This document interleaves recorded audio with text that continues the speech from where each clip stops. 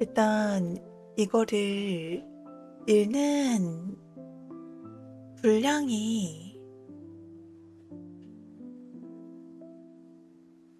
이제 전체 책의 10% 정도만 읽을 수 있어서 읽을 부분을 고르는데 꽤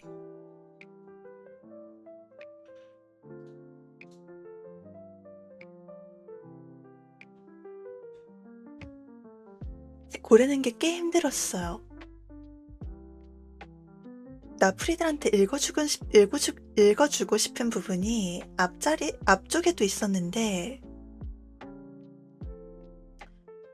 그렇게 되면은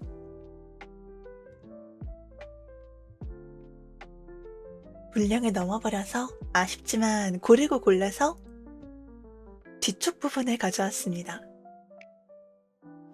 이 책을 읽으면서 이제 공감하는 부분도 있고 공감되지 않는 조금 생각이 다른 부분도 있었지만, 그래도 한 번쯤 읽어볼 만은 했던 책인 것 같아요.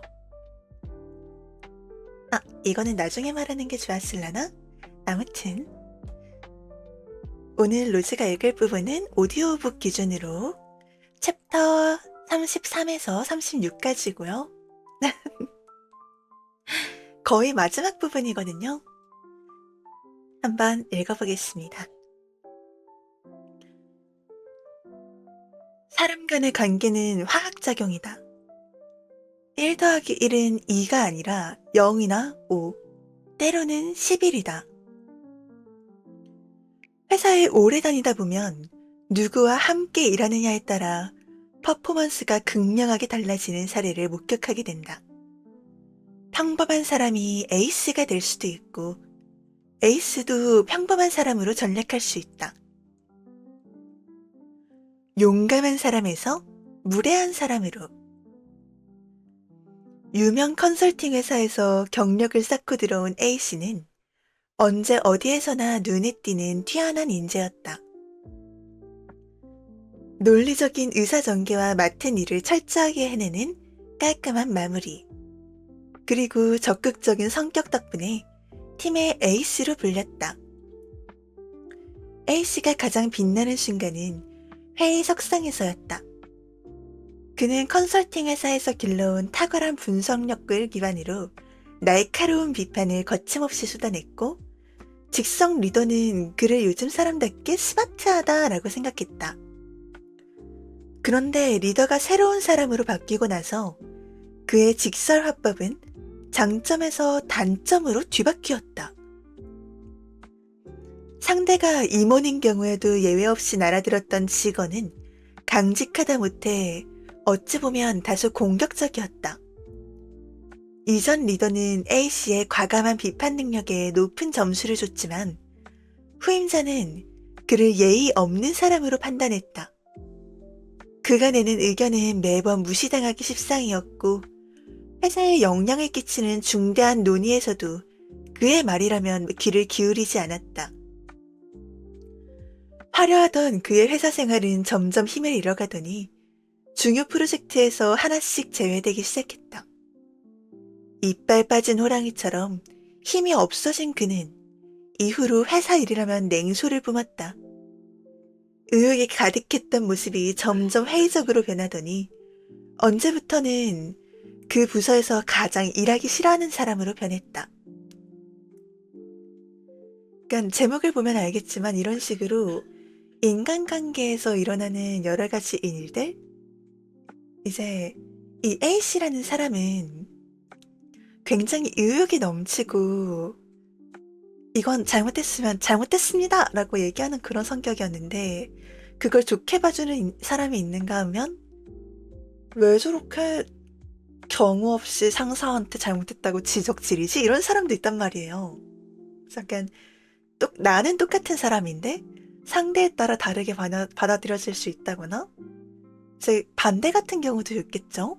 이전에는 제대로 대우받지 못했는데 여기 와서는 제대로 대우받고 승승장구한다거나 이런 것도 있고, 그리고 이 책의 저자가 회사 생활을 막 하다 보니까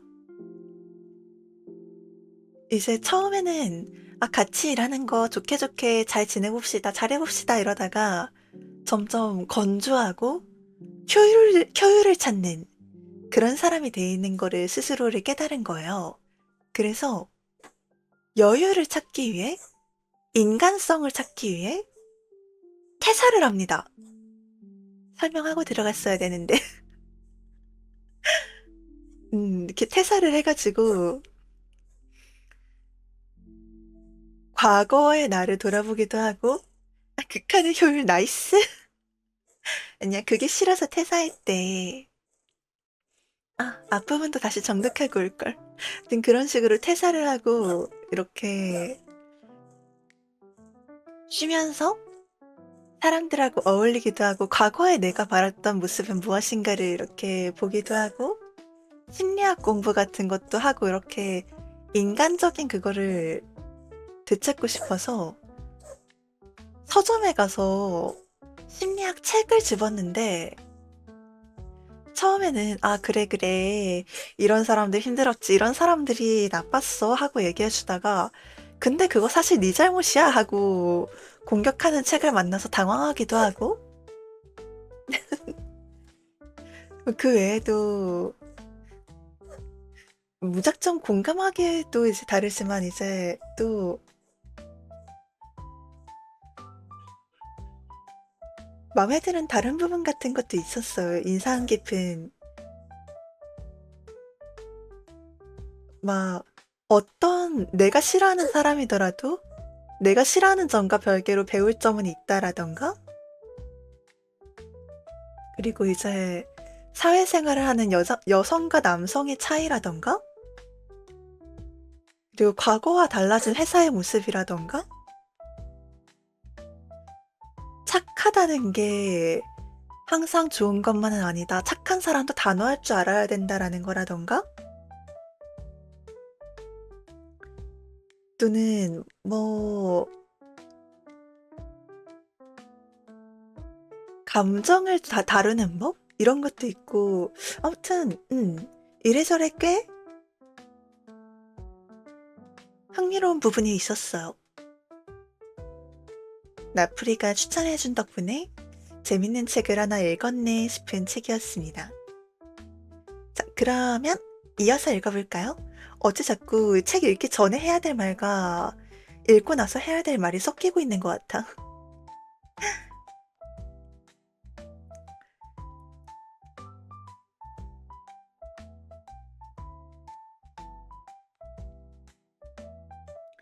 독보적인 사람에서 팀워크를 저해하는 사람으로 센스가 좋고 일 욕심이 많은 B씨는 리더의 사랑을 독차지하는 스타일이었다. 일에 대한 열정이 가득해 항상 남보다 한 발 앞서 좋은 아이디어를 생각해냈고 그것을 팀원들과 공유하기 전에 먼저 임원의 방을 두드렸다. 깔끔한 보고서와 새로운 제안을 마다할 리더는 없을 것이다. 게다가 B씨는 리더의 컨디션을 살펴 보이지 않게 기분을 갖추는 섬세함까지 갖추고 있었다. 회사 내 최연소 고속 승진은 물론 신입 직원으로서는 불가능한 사장 비서직까지 경험한 그에게 회사 생활은 동무대와 마찬가지였다. 그런데 새로운 리더가 오면서 그에 대한 평가는 그전과 달라졌다. 새 리더는 보이지 않는 곳에서 묵묵히 일하는 사람에게 격려를 아끼지 않는 스타일이었고 모두 성실히 일하고 있는 상황에서 한두 명이 스포트라이트를 받는 것을 견제했다. B씨의 적극성은 과도하게 나서는 것으로 해석되고 저지당하기 일쑤였다. 남보다 앞서 나갔기에 항상 주목을 받았던 B씨에게 이런 새로운 환경은 당혹스럽기까지 했다. 성장가도를 달려온 그의 얼굴에 점점 생기가 없어질 무렵 그는 오래 꿈꾸었던 유학을 가기로 결심했다며 퇴사했다. 이거는 오묘하네요. 모두 공평하게 챙기는 거 좋긴 하지만 근데 그래도 의욕을 가지고 아이디어를 내고 적극적으로 참여하는 사람? 그거는 좀 독려해줄 만하지 않나? 오히려 마냥 누르기만 할 게 아니라, 그러니까 마냥 누르면은 그냥 똑같이 일하는 사람이 되라는 거잖아. 그게 마냥 나쁘다고도 할 수 없지만 생각을 하고 이끌어 나가는 사람도 필요하단 말이죠. 오히려 적극적으로 채용하고 좀 이렇게 같은 사원인데 튀는 게 문제라면 직책을 쥐어줘서라도 조금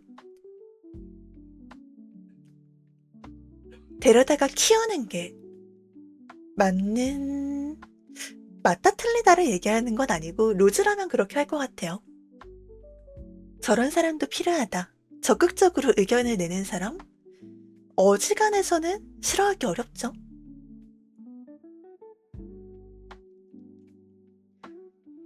일머리 없는 나의 성장기. 반대로 리더의 도움을 받아 평범한 사람이 놀라운 성장을 하는 경우도 있다. 아, 이제 나오려나 보네요. 앞에 두 사례와는 반대로 평범했던 사람이 또는 잘 못 나가던 사람이 다른 사람을, 자기를 알아주는 사람을 만나서 잘 되는 이야기. 돌아보면 나는 누가 시킨 일을 마지못해서 하는 축에 속했다. 스스로 일머리가 없다고 생각했고 사사에서 무엇이 되고 싶다는 생각보다는 회사를 그저 인생에서 잠시 거쳐가는 것 중 하나라고 여겼다. 내 점수는 항상 중간이었고 그 평가에 별다른 불만이 없었다. 나는 물리적으로 열심히 했지만 최고가 되는 샤크함을 기르진 못했다. 내가 생각해도 나는 일을 잘하는 스타일은 아니었다. 사장이 변화를 싫어하시는 분인가 봐. 그런가 봐요.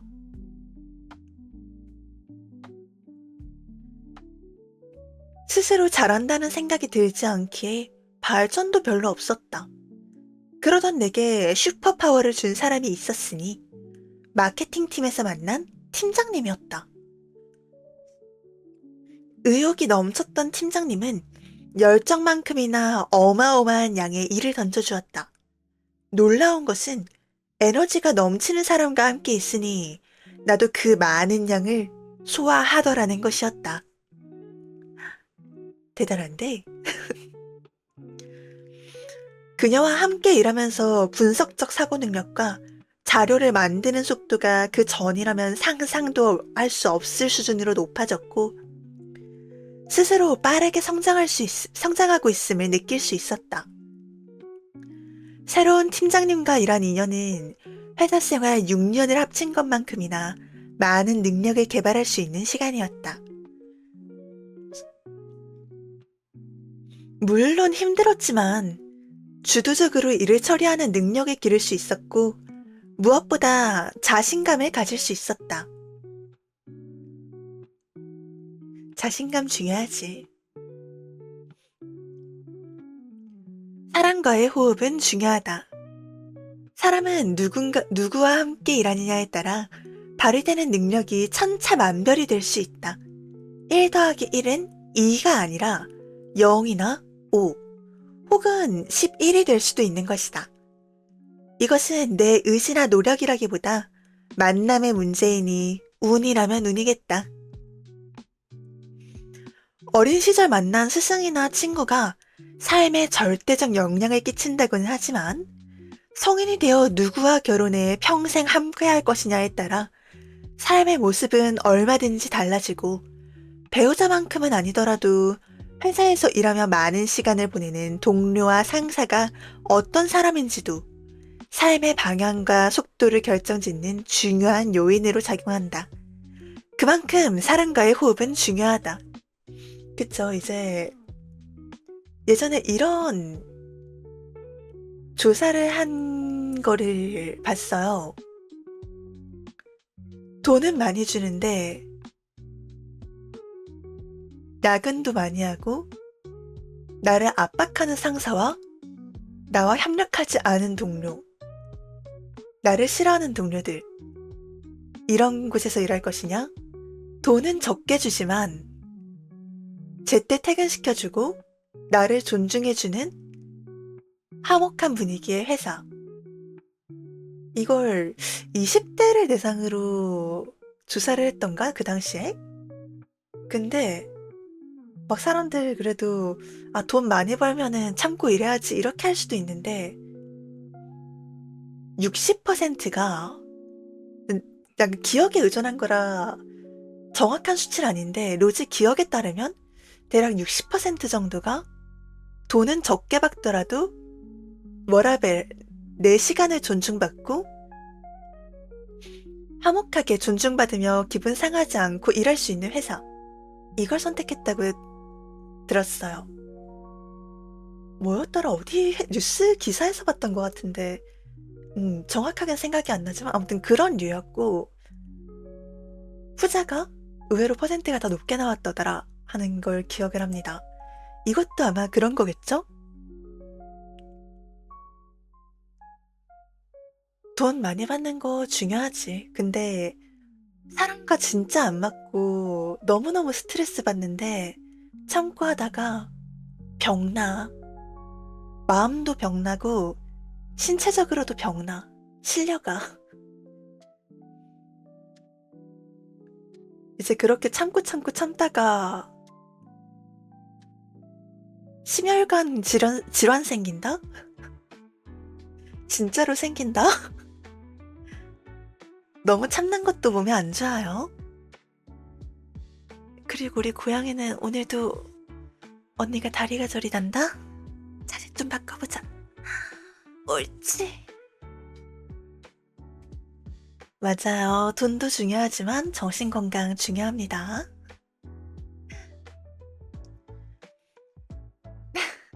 에옹. 르세가 이렇게 하원에 있는데 무릎 위에 그 애엉이 올라와서 자세 바꾸는 게 하루 이틀이 아니라 그냥 따끈따끈하게 자세를 고쳐 잡으셨습니다. 하지만 나에게 좋은 영향을 미친 사람이라고 해서 다른 사람들도 그 사람과 좋은 경험을 쌓는 것은 아니다. 관계는 그가 어떤 사람인지에 따라 영향도 받지만 마주하는 상대에 따라 또다시 달라지는 복합적인 상호작용의 결과이기 때문이다. 극단적으로는 나에게 훌륭한 사람이 다른 사람에게는 최악일 수도 있다. 반대로 나에게 최악인 사람이 누군가에게는 최고일 수도 있는 것이다. 그러니 누군가와 함께 일하는 것이 너무 괴로워도 그를 욕하지 말자. 그는 그저 나와 안 맞았을 뿐 다른 사람과 만났을 때는 놀라운 힘을 발휘할 사람일 수도 있다. 대신 그를 위해서도 나를 위해서도 다른 사람을 만날 수 있는 기회를 계속해서 모색해보면 어떨까? 이 부분 루즈는 공감하지만 약간 의견이 달라요. 욕은 해야지 내가 병이 안 걸려. 물론 뒷담화 안 좋죠. 근데 이제 같이 일하는 사람들끼리 가벼운 상사 뒷담? 그 정도는 너무 과격해지지 않는 한에서 약간 투덜거림 정도로 끝나는 건 감정 해소에 도움이 된다고 생각해요. 그렇다고 뒷담하고 다니라는 소리 아닙니다. 감정 해소 필요하단 거예요. 그래서 회사에 나랑 어울릴 수 있을 만한 또래의 사람이 있으면 좋은 게 그런 식으로 이제 불편한 점 같은 거를 무겁지 않게 가볍게 투덜거림 같은 수준에서 얘기할 수 있는 상대가 있으면 훨씬 부담이 줄어들어요. 그래서 얘기하는 거는 가벼운 투덜거림에 가까운 뒷담 욕하는 것 정도는 괜찮다고 생각합니다. 근데 이제 그거를 자기도 인지하고 있어야 돼. 이분이 책에서 얘기한 것처럼 나랑 안 맞다고 해서 저 사람은 나쁜 사람 이게 아닙니다. 나랑 그냥 안 맞는 거지. 나랑 안 맞으니까 내가 불편하고 내가 투덜거리는 거지. 다른 분하고는 엄청 잘 어울리는 사람일 수도 있어요. 그래서 그냥 저 사람이 나쁘다? nope.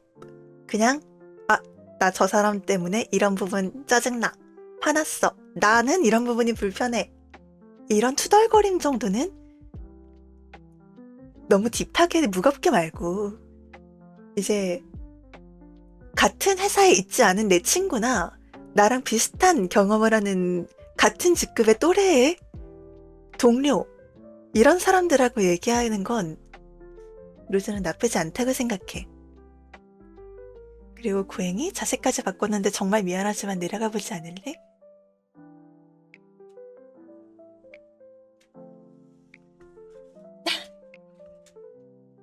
그니까 그게 너무 나쁜 쪽으로만 묘사가 되고 보여져서 그렇지, 정신건강을 위해 약간의 투덜거림 정도는, 그렇게 가볍게 해소하는 거는 정신건강에 좋다.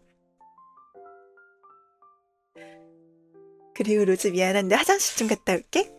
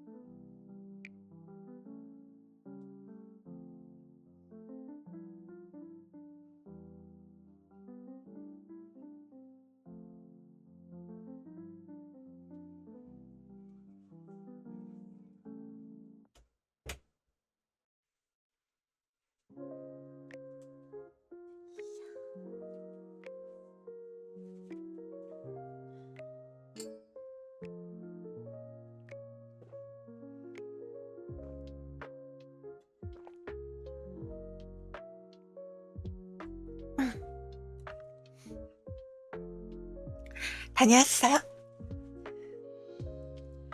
그럼 마저 읽어볼까나? 그 사람이 당신에게 화내는 진짜 이유. 그 사람이 화낸 것은 당신 때문이 아니다. 어렸을 때는 어른에게 혼나거나 누군가가 나에게 부정적인 말을 하면 모두 내 잘못이라고 생각했다. 허둥지둥 내 행동을 돌아보며 고쳐야 할 것이 무엇인지 살펴봤고, 때로는 이유도 잘 알지 못한 채 사과를 하기도 했다. 그런데 나이가 들면서 사람들이 화를 내는 것은 상대방이 잘못했기 때문이기도 하지만 아닌 경우도 많다는 것을 깨달았다. 우리가 나누는 대화는 사실 대부분 화내지 않고서도 할 수 있다. 그리고 화를 내며 말할 때보다 차분하게 이야기할 때 메시지가 더 정확하고 효과적으로 전달된다. 화는 대화의 필수 불가결한 요소가 아니고 발전을 위한 유일한 해법도 아니다. 그렇다면 사람들은 어떤 경우에 화를 내고 상대방에게 불친절하게 구는 것일까? 첫째로, 화가 자주 폭발하는 사람에게는 분노 조절 장애가 있을 수 있다. 이런 사람이 화를 내는 이유는 대부분 사안의 중대성보다는 그 사람이 가진 기질적 문제 탓일 가능성이 크다. 어찌 보면 이런 화는 순수하다고 할 수 있다. 이들은 순간의 감정을 참지 못하고 폭발했다가 돌아서면 곧바로 후회하고 사과하기 때문이다. 이런 감정 조절 장애를 가진 사람에게는 당장의 잘잘못을 따지기보다는 분노를 가라앉힐 수 있도록 도움을 주는 게 현명하다. 오히려 이런 사람들은 부드럽게 잘 다뤄주면 순한 양처럼 변해 상대방에게 마음을 내주기도 한다. 둘째로, 별것 아닌 말이 상대방에게는 트라우마를 건드리는 트리거로 작동하는 경우다. 가끔 정말 생각지도 못한 말에 크게 상처를 받는 사람들이 있다. 예를 들면 어떤 친구는 보통 사람들이 문장 끝에 별 생각 없이 붙이는 키읔키읔을 비웃음이라고 오해했는데, 그 밖에도 트리거가 굉장히 많았던 그 친구와의 대화는 지뢰밭을 걷는 것과 같았다. 어디서 터질지 모르는 트라우마로 인해 정상적인 대화를 나누기가 어려웠다. 트라우마가 많은 사람과 대화할 때는 대화의 자유를 포기해야 한다. 굉장히 한정된 루트로만 다닐 수 있다는 것을 인정하고 좁은 길을 걷기 싫다면 거리를 두는 게 정신 건강에 좋다. 그쵸. 이제 그런 사람들이 실제로 있어요. 무슨 대화를 하다 보면 정말 내가 생각하기엔 별것 아닌 것 같은 사소한 것들에도 뭔 얘기만 하면은 화를 내는 친구들. 그거 나한테 하는 소리야? 지금 나 비꼬는 거야? 하고 울컥울컥 화내는 사람들이 있어요. 또는 갑자기 분노가 아니라 슬픔으로 표출되는 경우도 있고, 이제 그러면은 이 사람이 어떤 주제에 이런 반응을 하는지 세심하게 살펴서 그 주제를 피해가면서 동시에 대화를 이어가야 해요. 굉장히 많은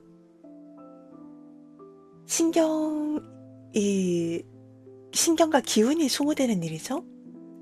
이제 그렇게 해서라도 대할 만한 이유가 있고, 그만큼 내가 상대방을 좋아한다면 그럴 수 있어. 참고 그런 수고를 들이면서 그 사람의 트리거가 될 만한 대화 주제를 전부 피해서 부드럽게 다른 주제로만 이야기를 이어나갈 수도 있습니다. 하지만 모든 사람에게 그럴 순 없겠죠.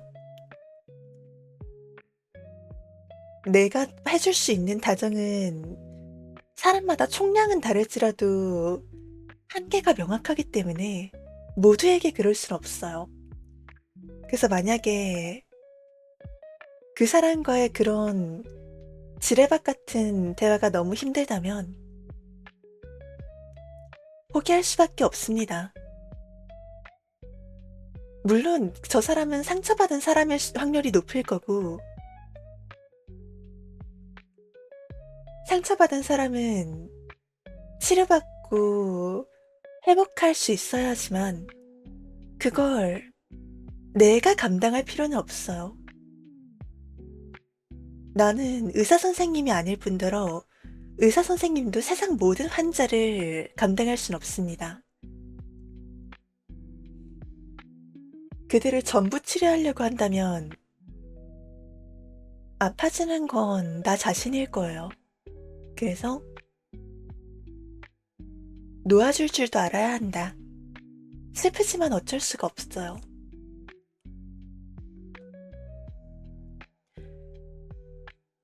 자, 셋째로, 사람들은 컨디션이 좋지 않을 때 화를 내기 쉽다.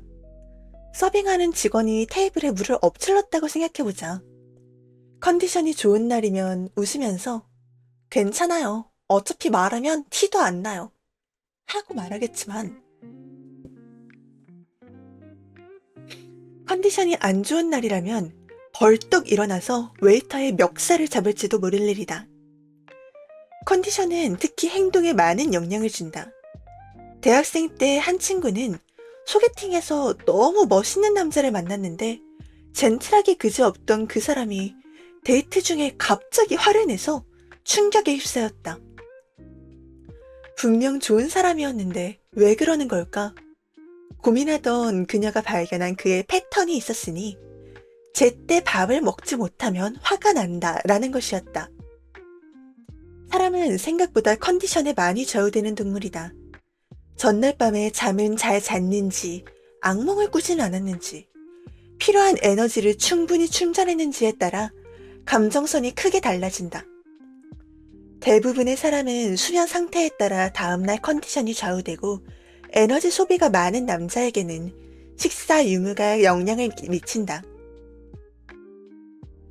사람들은 저마다 처한 상황이 다르고 사고의 흐름이 다르다. 멀쩡히 회사 사무실에 나와서 똑같이 앉아있다고 해도 어젯밤에 잠을 제대로 못 잔 사람, 밤새 부부싸움을 하고 온 사람, 새벽에 오랜 연인에게 이별 통보를 받은 사람 등등 우리가 마주하는 사람들에게는 저마다 다른 스토리가 얽혀있다. 그러니 같은 사안을 보고도 모두가 다르게 반응하는 것은 어쩌면 당연한 일일 것이다. 사람마다 서로 다른 배경이 존재할 수 있음을 이해하고 상대를 바라본다면 부정적 피드백에 대해서도 적절한 거리를 두고 현명하게 처신할 수 있을 것이다.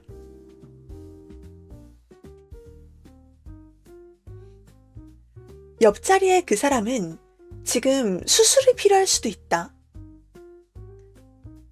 마음에도 팔다리가 있다. 회사에 전설이 된 사원. 우리 회사에는 전설 같은 인물이 있었다. 나는 그녀를 실제로 본 적은 없지만 소문을 들어 익히 알고 있었다. 경찰이 출동했다는 사건 때문이었다. 뭘 했길래 경찰까지, 그리고 수술이 필요할 수도 있다고 할 정도로? 그녀는 오랫동안 자신을 스토킹한 남자 직원이 같은 부서에 있다고 했으며 급기야 하루는 신변의 위협을 호소해 회사로 경찰이 출동했다.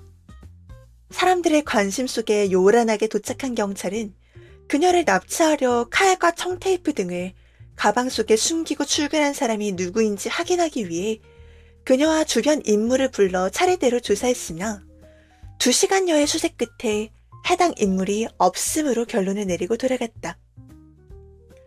그녀의 호소는 그날이 처음이 아니었다. 그전에도 스토커가 집 앞에 찾아와서 2~3시간씩 문을 두드리며 기다린다고 했고 점심 먹으러 가서는 옆자리에 앉아 아무도 모르게 그녀의 신체를 더듬었다고 했다. 자신의 피해를 알리는 데에 적극적이었던 그녀는 월요일에 출근해서 주말 동안 있었던 그의 만행을 임원을 포함한 직원들에게 이메일로 알리기도 했고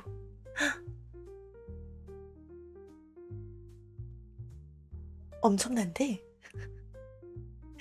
임원을 포함한 사람들에게 냅다 이메일로 발송? 대단한데? 한 번은 전 부문이 다 모인 회식 자리에서 벌떡 일어나 남자 직원 얼굴에 맥주를 퍼부은 적도 있다. 그녀의 행동에는 분명 기이한 면이 있었지만 사회적으로 사내 성희롱에 대한 인식이 부각되고 있던 시기라 인사팀에서는 그녀의 목소리를 무시할 수 없었다. 문제가 되었던 남직원은 특별 감시 대상으로 선정되었는데 그가 결백을 주장하며 억울함을 호소했으나 받아들여지지 않았다. 아이고, 억울한 게 맞을 것 같은데. 하지만 경찰 조사를 계기로 모든 것이 그녀의 망상이었음이 명확히 드러난 것이다. 차라리 잘 됐어. 그녀는 환각과 환청이 들리는 조현병 초기 증상을 겪고 있었다. 사무실 직원들은 언제 그녀의 타겟이 될지 몰라 노심초사하며 하루하루를 보냈다. 언뜻 생각해보면 그런 사람이 어떻게 회사에 근무하고 있었는지 이해가 가지 않는다. 그런데 나중에 내막을 들어보니 그녀에게는 딱한 사정이 있었다. 그리고 남자분은 엉뚱하게 봉변 맞으신 거죠. 뭔가 이 다음에 여자분의 사정이 나올 것 같지만 그분의 사정이 남자분의 일을 해결해 주는 건 아니니까 남자분에겐 그분이 가해자이겠지? 그 사람의 사정이 있었다고 해도 그거는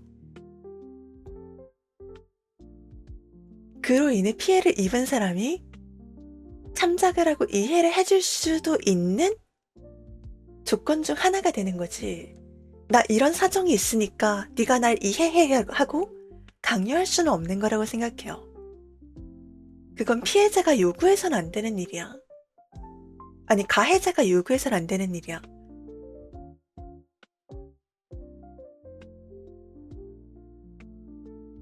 뭐 얘기할 수는 있지. 근데 내가 이러니까 날 이해해 하고 강요할 수는 없다.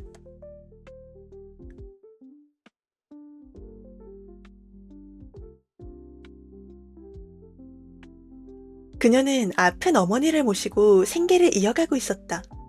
주변에는 그녀를 도와줄 사람도 그녀가 기댈 수 있는 사람도 없었고 무거운 삶의 짐은 온전히 그녀만의 몫이었다. 그녀에게도 한때 젊고 생기있던 시절이 있었다. 하지만 나날이 건강이 악화되는 노무와 막대한 병원비로 경제력이 악화되자 점차 우울증에 빠졌고 회사에서의 업무 능력은 최저치를 찍었다.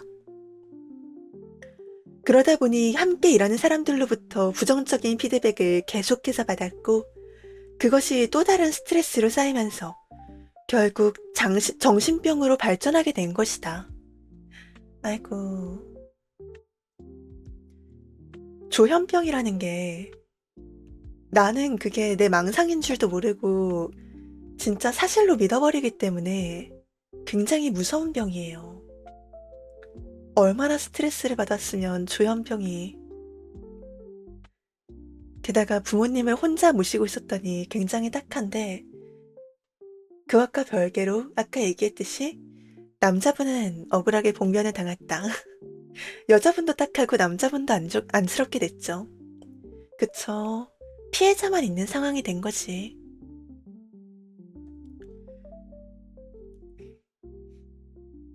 결국 인사팀에서는 그녀에게 휴직계를 내도록 했고, 몇 년치 연봉을 챙겨주며 권고사직을 시켰다.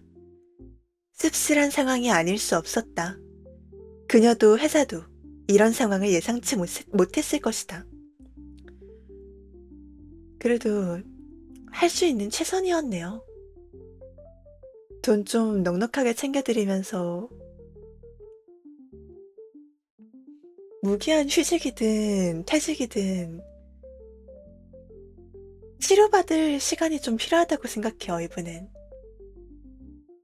근데 금전적으로 쫓기면서 치료받는 거는 정말 힘들 거라, 지금도 부모님을 모시고 계실지, 이 돈이 그녀에게 안정을 줄 수 있었을지는 모르겠지만 치료 잘 받으셨기를 바랍니다.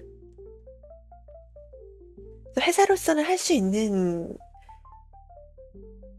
최선 또는 차선의 방안이었다고 생각해요. 회사로서는 노력했다. 이걸 발발하기 전에 먼저 직원의 상태를 알아채고 케어를 할 수 있었으면 더 좋았겠지만, 그건 솔직히 힘든 일이니까. 그치만 회사 차원에서 직원 케어 필요하긴 해. 힘들다는 거 알지만 복지 필요해. 특히나 요즘 사회에 다들 정신적으로 피폐한 사람들 얼마나 많은데, 회사 차원에서 상담실 같은 거 운영하거나 하는 거 필요하다고 생각하는 한편, 회사 차원에서 그런 거 운영하면 상담실에서 한 이야기 다 공공연연하게 놔둘겠지? 와, 최악.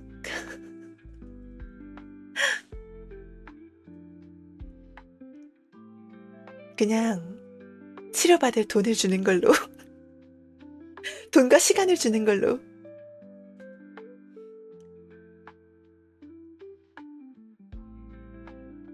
설마요. 루즈도 루즈해. 인간 불신이었으면 좋겠어요. 실제로는 안 그랬으면 좋겠어.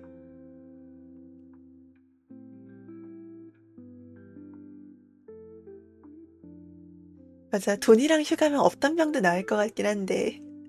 맞아. 휴식을 취할 돈과 시간이 있으면 여유가 생기고 조금 마음이 회복이 되지 않을까.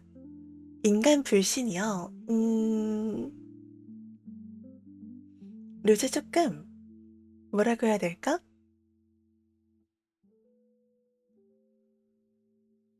사람에 대해서 좋은 쪽으로 생각하는 만큼 안 좋은 쪽으로도 생각합니다. 이 사람은 좋은 사람일 가능성도 있지만 안 좋은 사람일 가능성도 있다고 충분히 생각하는 편?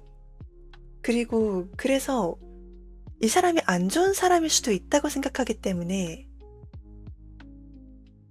사실 사회에서 좋은 사람을 만날 가능성보단 슬프지만 좀 안 좋은 사람을 만날 가능성이 있단 말이죠? 그쪽이 더 많아. 그래서 뭔가 안 좋은 일을 겪더라도 딱히 실망하지 않아요. 왜냐면 애초에 사람에 대한 기대치가 낮습니다. 좋은 시간, 아니, 나풀이도 거기에 있냐고요? 나프리는 그래도 좋은 존재라고 생각하고 싶은 존재? 적어도 로즈에게는 나프리가 있음으로써 힘을 얻고 행복하고 이렇게 로즈를 보러 와주는걸? 어쩌면 나프리 중에서도 그런 해충 같은 존재가 섞여 있을 수도 있겠죠. 근데 만약에 나프리 중에서 그런 사람이 나온다? 그러면은 그래 나프리도 사람이지라고 생각하는 한편으로 나프리가 로즈가 믿고 싶었던 존재가 그렇게 행동했다는 거에 대해서 많이 타격을 입겠죠. 지나가는 사람이 애초에 크게 기대하지 않았던 사람이 그렇게 행동하는 거하고 로즈가 마음을 주고 이 사람을 좋아하고 싶다고 생각을 하고 그렇게 대했던 사람이 그런 행동을 하는 거는 달라.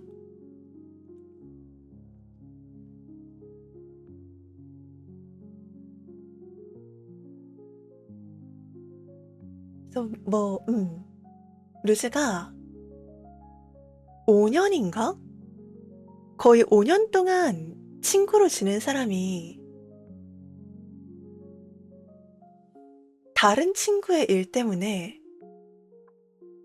로즈를 엄청 욕하고 다른 사람들한테까지 로즈 욕을 하고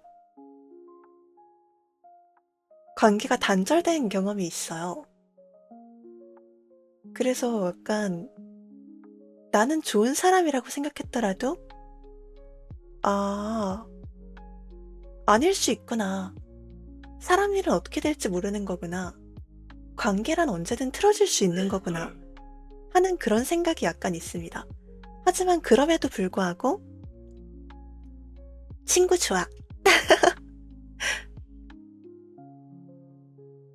그럼에도 불구하고 친구랑 얘기 나누는 건 즐겁고 나프리들도 좋아하고 새로운 관계를 사귀는 것도 조금 기운을 많이 써야 돼서 그렇지.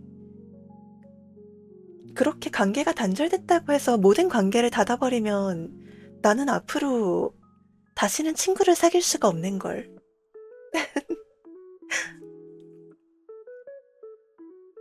그래서 좋은 사람은 또 좋아요. 좋은 사람들 있다고 생각해. 그런 사람들하고 친해지고 싶고 친구 사귀고 싶고 로즈도 친구랑 얘기하는 거 좋아하고 사람 좋아해. 근데 이제 그만큼 세상사 정말 다양한 사람들이 많고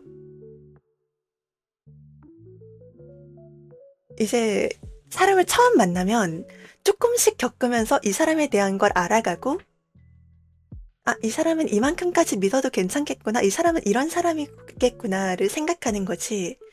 처음부터 100% 믿지 않아요.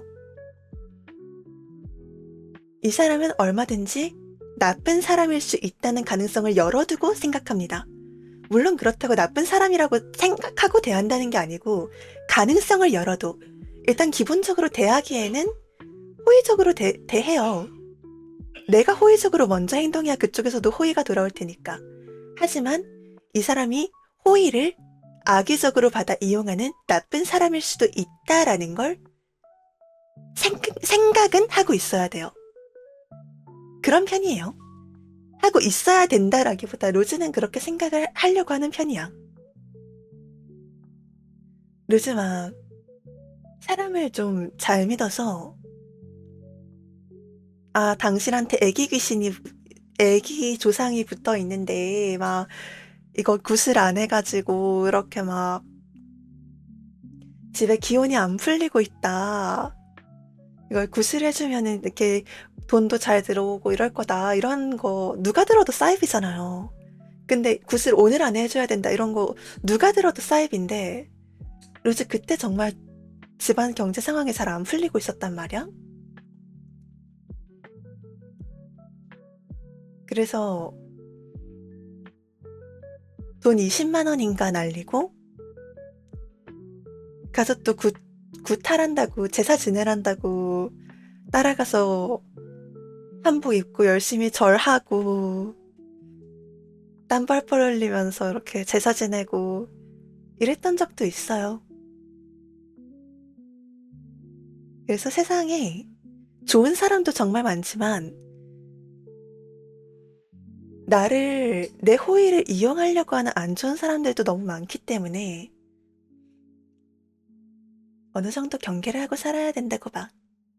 물론 이제 내가 겪어봤는데 좋은 사람이다 하면 그때는 마음 열고 친하게 지내시면 됩니다. 좋은 사람 좋아. 놓치면 안 돼. 좋은 사람들은 놓치기 너무 아까워. 친하게 지내고 싶어. 그쵸? 힘든 사람들일수록 그런 거에 잘 걸려든단 말이야. 그 사람들에게는 로즈의 20만 원이 푼돈이었을지 모르겠지만 당시에 로즈 전 재산이었는데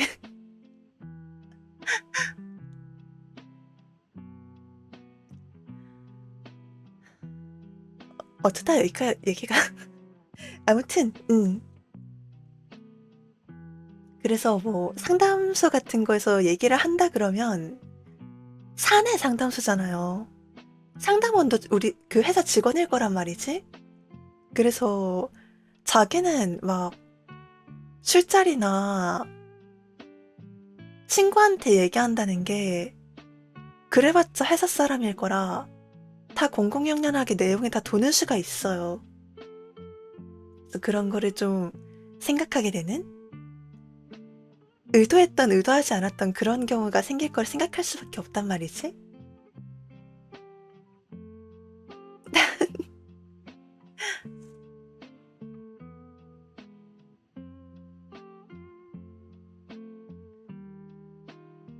상담사 같은 분들은 환자의 이야기를 떠들고 다른 사람에게 발설하지 않는다는 그게 정말 중요하다고 생각해요.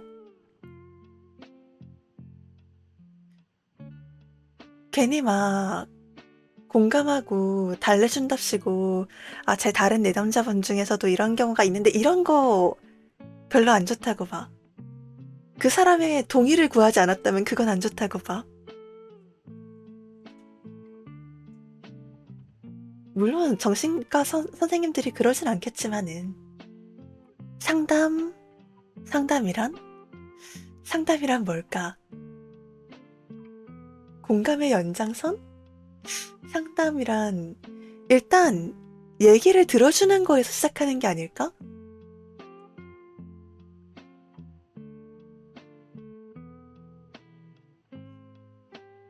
사실 의사 선생님들 그다지 공감해 주시지 않는 분들도 많아요. 그냥 끄덕끄덕끄덕 이러면서 그냥 들으셔. 그런 선생님이 있는가 하면 이렇게 막 같이 리액션 해주면서 공감해 주시는 분도 있고 그래서 공감을 해주시는 분도 있는데 공감을 딱히 해주지 않는 분도 있더라. 맞아, 맞아. 의사 선생님은 상담사가 아니니까. 그치, 그거는 상담이라기보다 진료지? 응. 상담? 그럼 상담은 공감인가? 공감이라. 공감 같은 게 없이, 이런 일이 있었군요. 하고, 그 사람의 이야기를 듣고, 자신의 의견을 제시하고 하는 건 상담일까 아닐까? 감정적 공감 없이 그냥 담백하게 대화하는 건 상담이 아닌 걸까?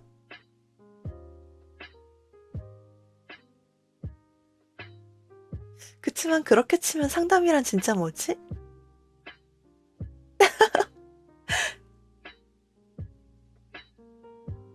일단 루즈는 이야기를 들어주는 것에서 시작한다고 생각해요.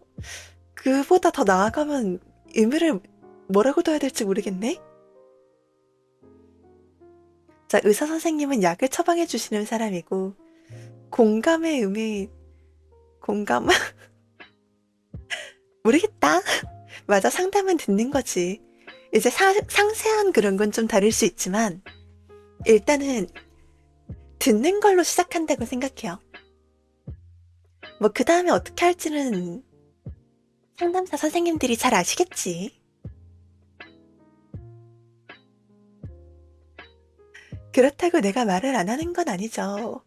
그치. 막, 듣는 사람도, 아, 그렇군요. 이런 가벼운 리액션 같은 것들은 해주시니까. 경우에 따라 좀 이렇게 크게 해주시는 분들도 있고, 역으로 공감해주시는 분도 있고, 옛날 심리학자들은 듣기만 했다더만, 네, 로즈도 심리학 관심이 있었다 그랬잖아요. 그래서 대학 생활 할 때, 이제, 뭐라 그러지? 교양 수업으로 심리학 수업을 들었던 적이 있는데, 음, 음.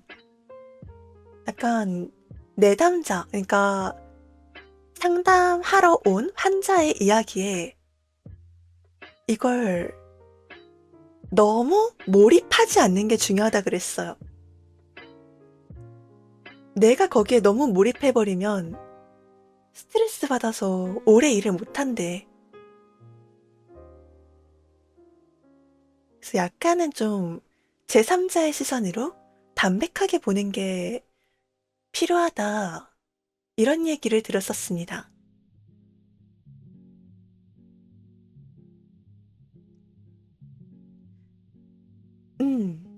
이제 선생님들이 환자를 한두 명을 보는 게 아니잖아요.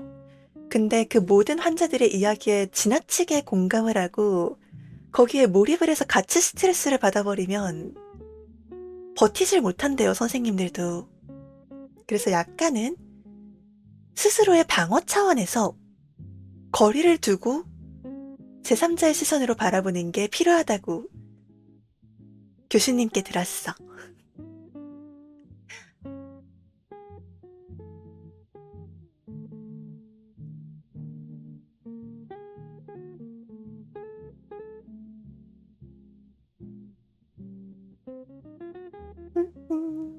그러면 이 여자분은 이 사람 고민 재미있네 하고 듣는데 그렇게 가볍게 들을 수 있으면 그것도 괜찮겠죠. 근데 만약에 그게 내 남자한테 티가 나면 난 힘든데 지금 날 재밌어해 이러고 화를 내는 수도 있지. 일단 우리가 상담 선생님은 아니니까요.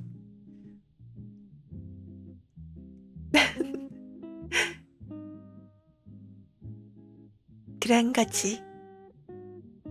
그럼 이제 이 여자분은 어떻게 됐을까? 일단은 몇 년치 연봉이면 꽤 두둑하겠는데 몇 년치 연봉을 챙겨받고 권고사직을 당한 여성분. 그녀의 이야기는 오랫동안 회사의 전설처럼 사람들에게 회자됐다. 그런데 정도의 차이가 있을 뿐 나는 이런 비슷한 사례가 우리 주변의 많은 사람에게 발생하고 있으리라 생각한다. 보건복지부에서 발표한 2021년 정신질환 실태 역학조사에 따르면 한국인이 평생 동안 한 번 이상 정신적 문제를 겪는 비율은 27.8%로 4명 중 1명이 마음의 어려움을 겪는 것으로 나타났다.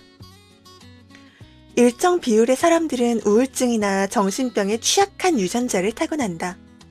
하지만 이것의 발현 여부에는 환경이 미치는 영향이 크다. 같은 사람이라도 극도로 스트레스를 받는 환경에 있으면 우울증이 발현되지만 안정적인 환경에서는 그렇지 않을 수도 있다. 눈에 보이지 않는 마음의 상처. 그러게요. 그런 취약한 유전자도 있나 봐. 술에 세고 강한 유전자만 있는 게 아니었어. 정신병으로도, 정신적으로도 세고 약한 유전자가 있나 봐. 우리는 보통 눈에 보이는 상처는 치료해야 할 것으로 인식하는데 눈에 보이지 않는 마음의 상처에 대해서는 인지하지 못하는 것 같다. 겉으로 보기에 팔다리가 있고 멀쩡히 앉아서 열 손가락으로 키보드를 치고 있으니 모든 기능이 문제없이 작동할 것이라고 기대한다. 하지만 나는 마음에도 몸처럼 팔다리가 있다고 생각한다. 사람이 교통사고를 당하면 다리가 부러지거나 팔이 잘릴 수 있는 것처럼 우리도 살아가면서 겪는 마음의 사고로 인해 마음 한 부분을 다칠 수 있다.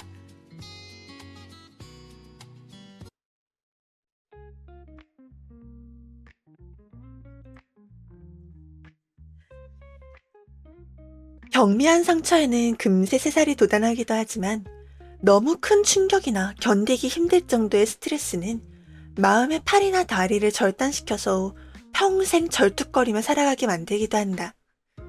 만약 주변에 교통사고로 다리를 다친 사람이 있다면 당장 병원에 보내 수술을 받도록 할 것이다. 수술 후에도 목발이나 휠체어에 의지해 완전히 회복될 때까지 안정을 취하도록 할 것이다. 그런데 마음의 팔다리에는 눈에 보이지 않아서 상대방이 당장 일을 멈추고 수술을 받아야 하며 회복에 시간이 필요한 상태라는 사실을 인지하지 못한다. 상대방뿐만 아니라 스스로도 모르기도 하죠. 스스로 모르는 사람들도 꽤 많을 거라고 봐. 내가 힘든 거는 다들 똑같이 이 정도는 힘들다. 내가 힘든 건 힘든 것도 아니다. 이 생각하고 넘어가는 분들이 참 많아. 그치만 그 사람들이 힘들다고 해서 내가 힘들지 않게 되는 건 아닌걸. 라고 해도 로즈도 어쩔 수 없이 약간 그렇게 생각하게 되지만 아무튼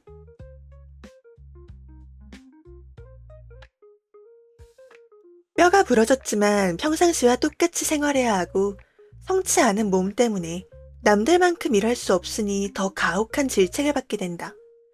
사람들은 상처난 몸을 이끌고 회사에 다니다가 마음이 기형이 된 채로 삶을 살아나간다.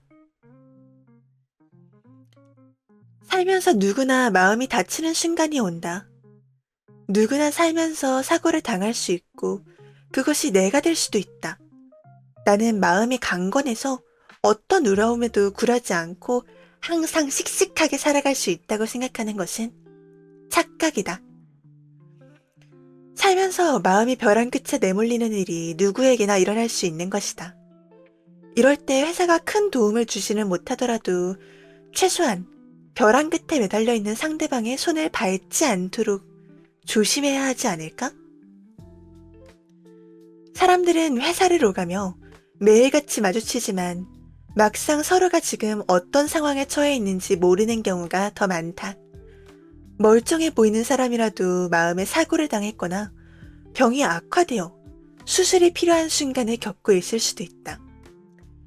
그리고 그 절체절명의 순간에 내가 던진 말 한마디가 치유에 도움이 될 수도 있고 아니면 그 상처를 더 깊게 만들어 영원히 돌이킬 수 없는 불구로 만들 수도 있다. 상대의 마음을 미리 헤아리는 것이 최선이겠지만 그럴 수 없다면 오늘 내가 내뱉는 말에 배려하는 마음을 조금이라도 더 포함시켜보면 어떨까?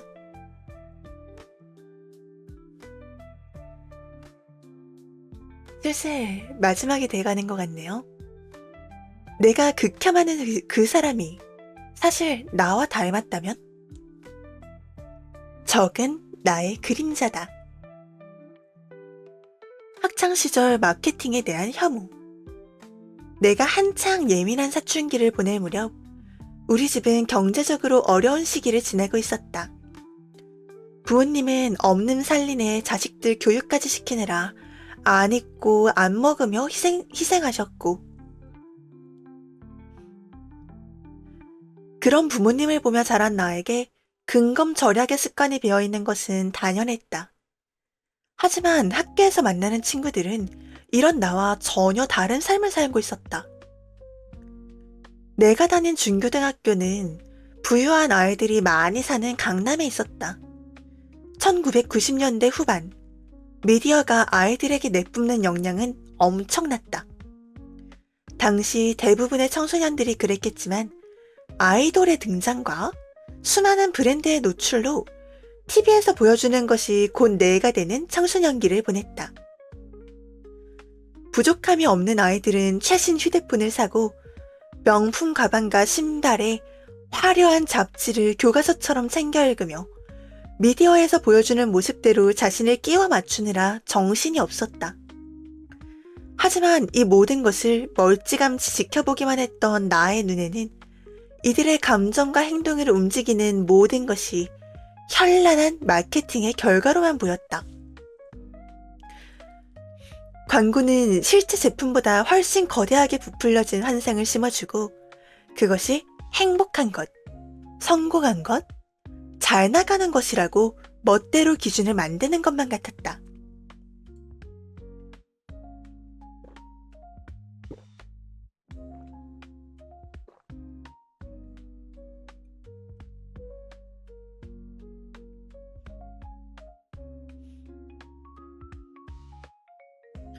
광고에 현혹된 사람들은 그 기준 안에 들어가기 위해 아등바등했고 그 물건을 사지 못하면 스스로를 불행하다고 여겼다.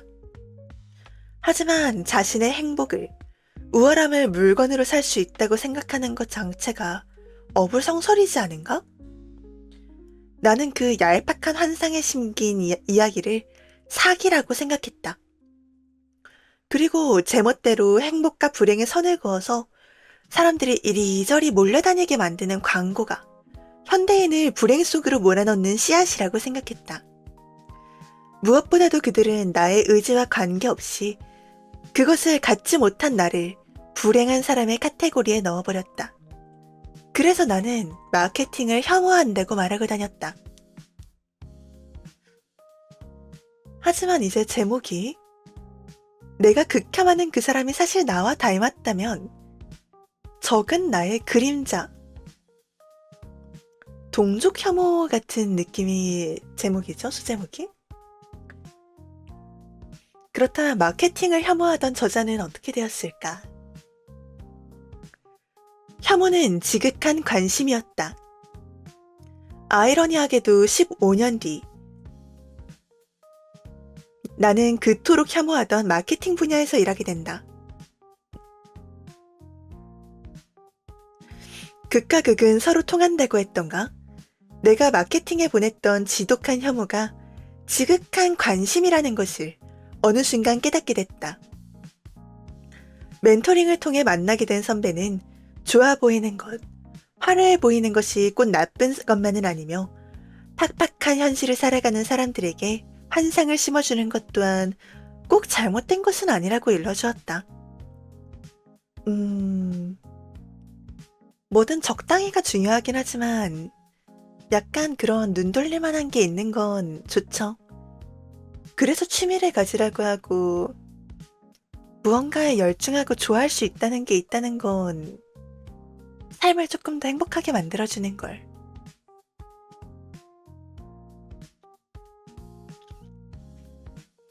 금액이 비싸고 싸고를 떠나서 내가 좋아하는 게 있고 그거에 열중할 수 있다는 건 좋아.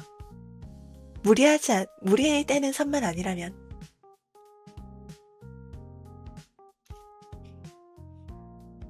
오히려 나도 모르게 자꾸 눈길을 주게 되는 이유는 내가 그쪽에 관심과 재능이 있음을 반증하는 것일지 모른다고 했다.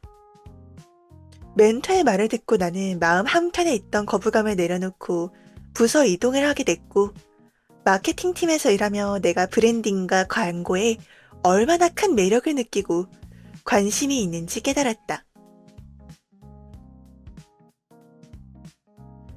사실 나는 마케팅이 가지고 있는 감성적 측면과 아름다움을 향해 열망을 품고 있었지만 당시 부족한 형편으로 인해 숨겨야만 했던 열망을 혐오로 표현한 것이다. 우리는 남에게 그림자를 투영하고 있다. 이렇듯 극단적인 혐오가 사실은 자신이 갈망하는 것에 대한 표출이라는 증거는 곳곳에 있다. 정치권에서 보면 부정부패를 누구보다 강하게 욕하던 사람이 세력을 갖게 되었을 때 비리를 더 많이 저지르지 않던가? 회사에서도 상사를 혐오하며 욕하고 다니던 사람이 높은 자리에 올랐을 때 자기가 욕하던 행동을 그대로 하는 경우를 종종 본다. 아, 그런 거 있죠. 어렸을 때 선생님이나 부모님, 나는 저렇게 하지 말아야지라고 생각했던 행동을 커서 문득 똑같이 하고 있는 나 자신을 발견하게 된다고.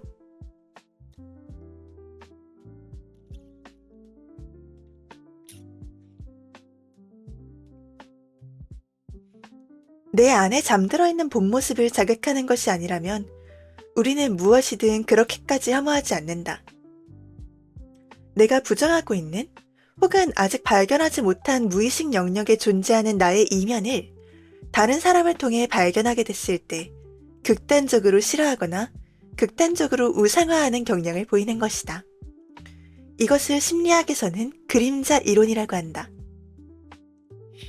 근데 꼭 닮아서 동족 혐오를 하는 것도 있지만 그게 아니라 그냥 싫은 걸 수도 있어. 나랑 너무나 다르기 때문에 싫어하는 걸 수도 있지. 근데 비슷해서 싫어하는 경우도 있다. 그리고 그런 경우는 이제 그 사람을 통해서 내가 외면하고 있던 나의 모습을 직면하게 돼서 그게 싫기 때문에 싫어하는 경우라던가, 이것을 심리학에서 그림자 이론이라고 한다라고 하네요.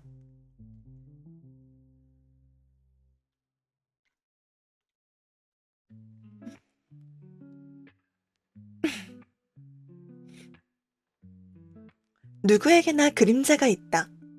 이것을 거부하고 부정할 때 세상에는 우리가 혐오하는 것, 저주하는 것, 두려워하는 것이 많아진다.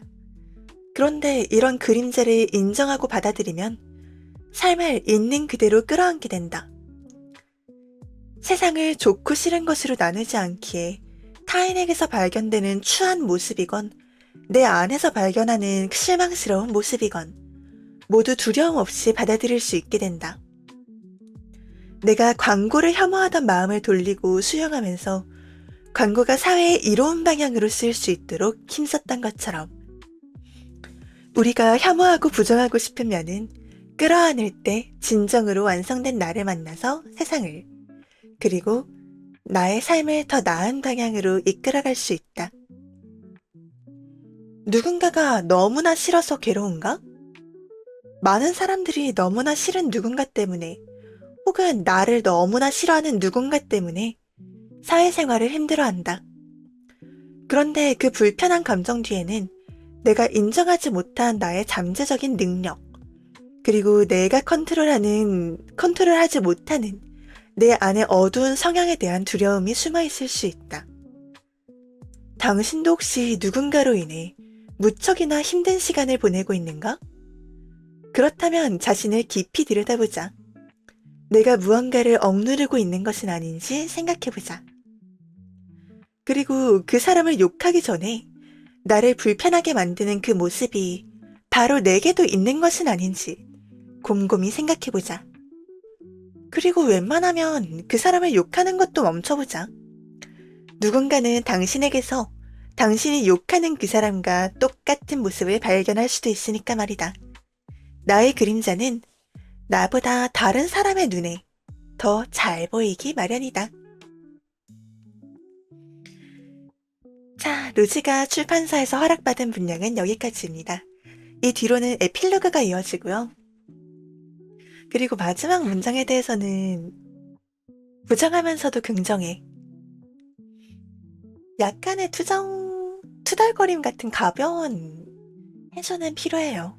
하지만 동시에 아무에게나 험담을 하고 다니는 말은 아니라고 했죠. 누군가에게 험담을 하는 경우에는 그 사람에게 이 사람이 이렇게 나에게 다른 사람 험담을 하듯이 내 험담을 다른 사람에게 할 수도 있겠구나라고 받아들여질 수 있다는 걸 감안해야 됩니다. 듣다 기절할 뻔. 목소리 좋으셔서 듣다 기절할 뻔. 고마워요. 그래도 끝까지 있어줬네? 더 길게 읽어줄 수 있으면 좋았겠지만, 루즈가 얼른 성공해서 출판사에 많이 읽을 수 있게 해주세요 하고 오케이 받아올게. 아직은 허락받은 분량이 여기까지다.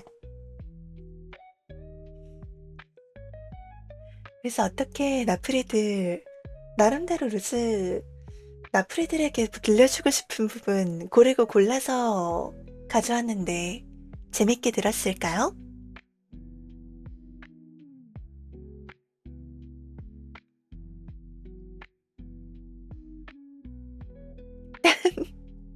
좋았어? 다행이다. 그러면 오늘의 책 읽기는 여기까지 하고 루스가 어디 보자. 내일은 아침에 병원 가서 알레르기 약이랑 이런 거 좀 받고